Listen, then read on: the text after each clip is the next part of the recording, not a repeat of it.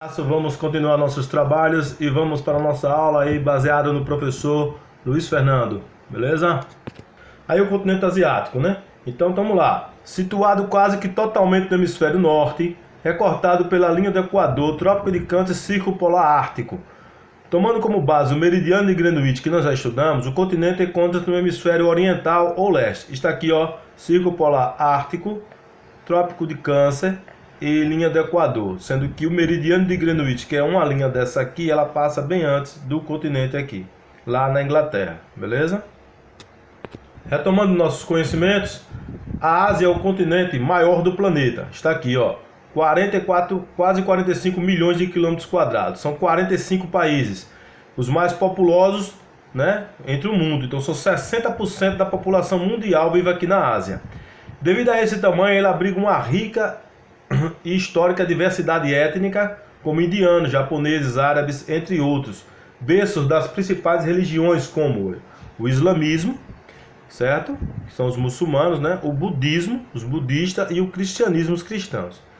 É um continente onde encontramos os maiores e menores altitudes do globo, o país mais ricos e outros extremamente mais pobres, como nós já comentamos. Uma coisa importante, que eu não falei na aula passada, é que a Ásia está entre 5 placas tectônicas: a eurasiana, a arábica, a indiana, a filipina e o pacífico. Riscos de quê? Risco de acontecer desastres naturais como terremotos, tsunamis, que são ondas gigantes, e atividades vulcânicas. Está aí o mapa das placas tectônicas. Então todas essas linhas aqui são as placas. Então veja como há uma instabilidade tectônica, uma grande quantidade de movimentação sísmica e aí possivelmente grandes possibilidades de tremores, abalos sísmicos e etc. Está aqui os encontros: placa arábica, indiana, eurasiana, placa da Filipina, australiana e a placa do Pacífico. Só para dar uma lembradazinha a vocês, essa é a escala de Richter, né? Que é a escala da magnitude dos terremotos. Ela vai aqui, ó, de 0 até 10 aqui nessa escala de eventos naturais. Está aí, ó, Japão, Turquia, Irã, Índia e Paquistão são países que sofrem com terremotos por estarem nas bordas ou próximo a essas placas tectônicas. Olhem aqui a destruição, né? Olha a estrada como ficou, olha aqui essa construção, quer dizer, são países onde ocorrem abalos e terremotos frequentes. Olha aí uma foto, né, posterior a uma tsunami, né? Então, essas tsunamis ocorrem grande, devastam geralmente a parte do litoral, né? Países castigados pela enorme onda nessa aqui em 2004, né? Bangladesh, Índia, Indonésia, Malásia e Sri Lanka e outros países aí. Está aí no caso da Indonésia e da Filipinas, né, que vivem em constante convívio, né, com os vulcões. Isso aqui os vulcões, né, em erupção, é constante isso, é diário, e a população que sofre no meio desses eventos naturais. Está aí mais uma vez a Cordilheira do Himalaia, né, que nós falamos na aula passada, onde encontra-se o Monte Everest, o ponto mais alto, mais elevado do planeta. Está aqui a altura do Everest, a 8.844 metros de altura. Essa é uma foto de lá da região. Está aí mais uma vez o mapa físico, né? O mapa do relevo, né? Nós falamos aqui o relevo da Ásia, e aí você pode perceber as áreas mais escuras a partir dessa legenda aqui, do espectro. Quanto mais claro aqui, mais baixo em relação ao nível do mar. É o mar aqui, né? E aqui mais alto são as partes mais escuras. Aqui está a Cordilheira do Himalaia, né? Onde fica o Monte Everest e o Monte K2. Mas existe também outras cordilheiras também bem altas aqui e outros montes altos. Beleza? Mas a maior é aqui no Himalaia, nessa região aqui entre o Nepal e a Índia. Está aí agora, o relevo e o clima exercem forte influência na hidrografia do continente asiático. Na região central do continente encontramos as maiores altitudes e é nesta área que originam-se os principais rios. Vertente de encosta aí pela qual deságua as águas dos rios. Certo? Aqui é o rio Ganges, né? Na Índia, que vem lá da região do Himalaia. E aqui o Rio Amarelo lá na China. Então nós temos as vertentes congeladas, que são o que? As montanhas. Vertente, pessoal, é uma montanha. As vertentes congeladas geram degelo e a água corre, né, formando rios. Está aqui a vertente do Ártico, que forma esses dois rios aqui, ó, o Lena e o Lenicei. São os dois rios formados. Vejam só. Aí nós temos aqui já a vertente do Pacífico, que já forma os rios Yangtze, que é o rio azul, que já falei na aula passada, o Huanghe, que é o rio amarelo, formado nessa região aqui. O rio amarelo é utilizado para irrigação, porém seu uso intensivo faz com que diminuísse sua vazão. Fator que preocupa. Mas está aqui os dois rios aqui no mapa, Yangtze e o Yangtze aqui na China. Está aqui um fato importante que vocês têm que ficar na memória, que é a usina das Três Gargantas. Aqui, ó, usina das Três Gargantas, como ela é chamada. Ela encontra-se em qual rio? No rio Yangtze-Kiang, que é o Yangtze, que é o rio azul lá na China. Então eles construíram, era sucesso. A usina é a maior usina de capacidade instalada do mundo atualmente.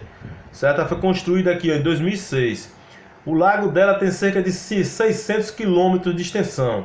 Ela inundou várias áreas agricultáveis e devido a isso teve que se deslocar 1,3 milhões de pessoas. 1,3 milhões de pessoas.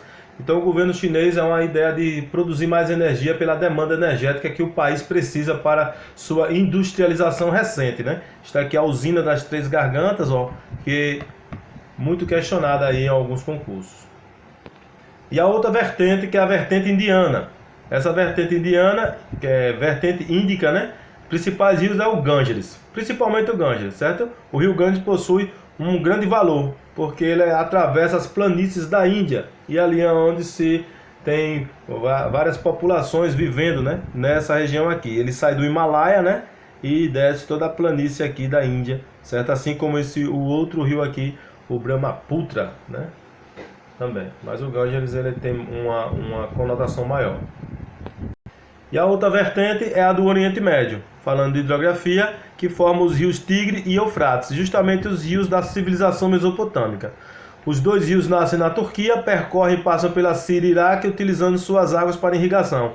Assim é possível que eles acabem se tornando motivos de conflito entre esses países ao longo do tempo. Está aqui, ó, o rio Eufrates e o rio Tigre, que formam essa região onde no passado era chamado de crescente fértil, na civilização mesopotâmica. Outra coisa importante na hidrografia é o Mar de Aral, certo? O Mar de Aral já foi considerado o quarto maior lago do mundo. Está desaparecendo por causa da agricultura irrigada. Os rios que abastecem o Mar de Aral, que fica aqui nessa região, ele vem sendo usado para a agricultura, então a vazão de água vem diminuindo. Então o lago vem secando e suas antigas praias vêm sendo assim, vem acabando. Além do mais, as águas do Mar de Aral estão contaminadas por defensivos agrícolas, né? Agrotóxicos e etc. utilizados nas plantações. Então o Mar de Aral também tem esse fato interessante aí na hidrografia. Está aqui o Mar Cáspio, né? O Mar Cáspio que fica aqui, já perto da Europa, e ele é abastecido justamente por dois rios que nós ouvimos falar muito lá na Europa, né? O rio Volga e o Ural, aqui, ó. É um lago que banha as águas da Rússia, Turcomenistão, Cazaquistão e Irã. Então é um lago gigantesco que fica aqui nessa região, certo? Sendo o maior lago da Terra, o Mar Cáspio. Não é o Mar de Aral. O Mar de Aral é o Mar Cáspio. O Mar de Aral é esse aqui, ó, e o Mar Cáspio é esse aqui. Então, como nós falamos lá na Ásia, do Mar de Aral, do Mar Cáspio, chegamos ao Mar Morto.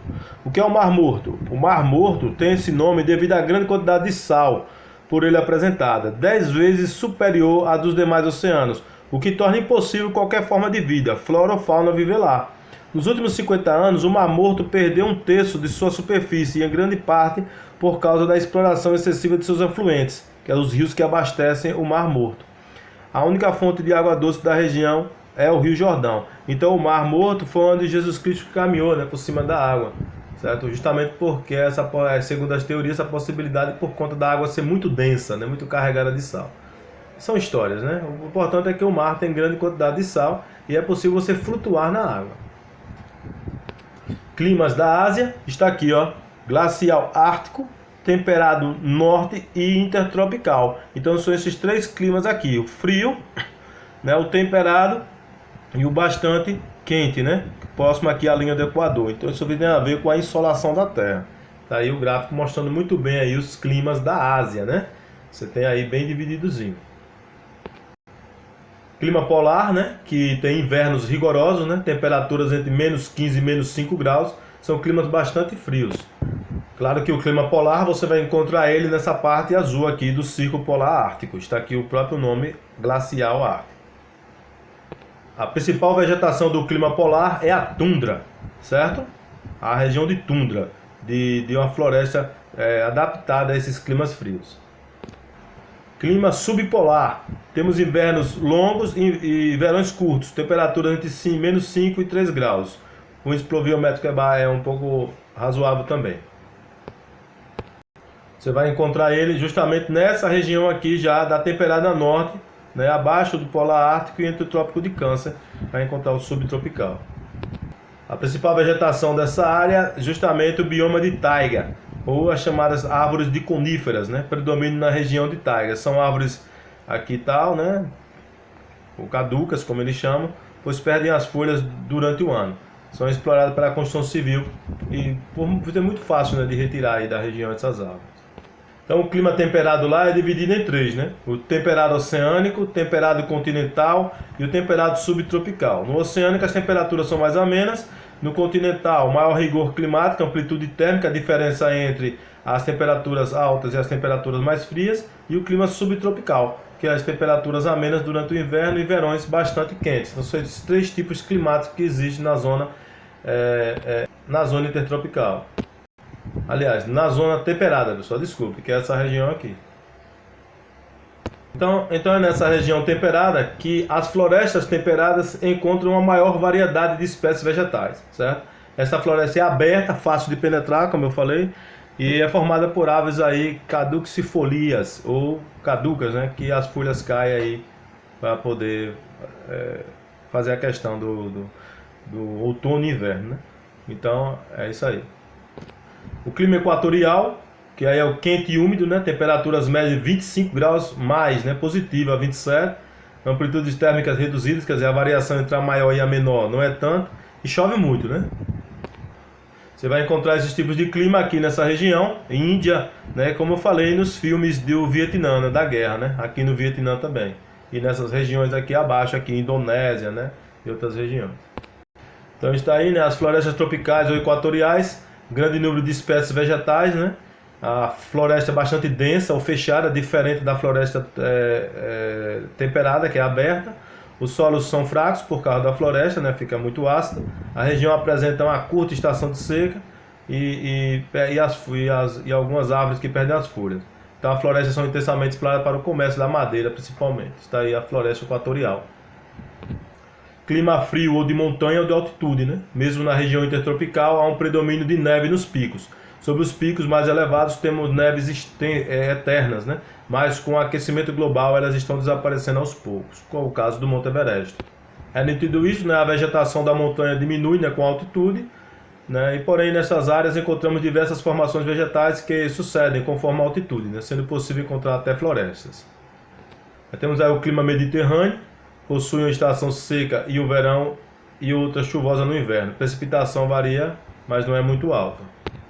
Você vai encontrar esses climas mediterrâneos nessas áreas dos mares. Certo?